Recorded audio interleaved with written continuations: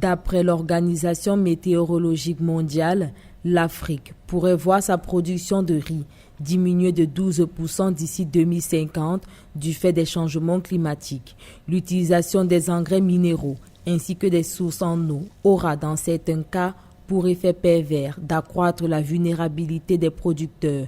Selon une récente étude menée par l'université américaine Cornell, les aléas climatiques ont entraîné depuis 1960 un repli de 21% de la croissance agricole mondiale.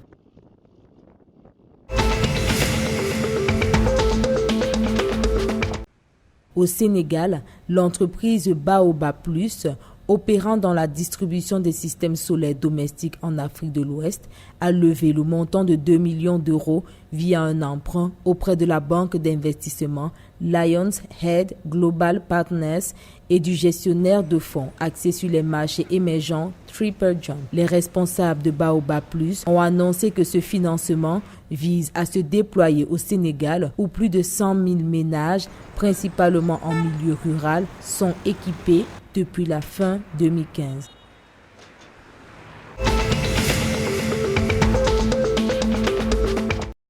D'après les statistiques de l'Organisation des Nations Unies, le Togo a tiré de ses exportations de marchandises vers le Niger en 2019 plus de 80 millions de dollars. Parmi les produits expédiés, le bétail ou d'autres animaux ainsi que les huiles lui ont rapporté près de 25 millions de dollars. À cela s'ajoutent des plastiques et produits dérivés qui ont rapporté 14,5 millions de dollars. En 2019, les exportations du Togo vers le Niger étaient estimées à 38 millions de dollars.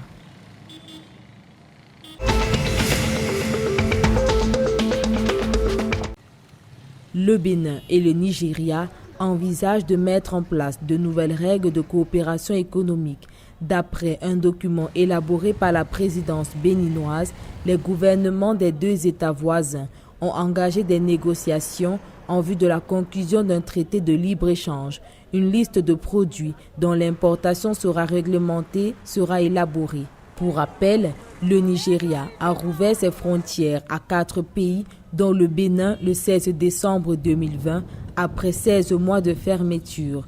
L'exécutif nigérian entendait réduire les activités de contrebande de produits.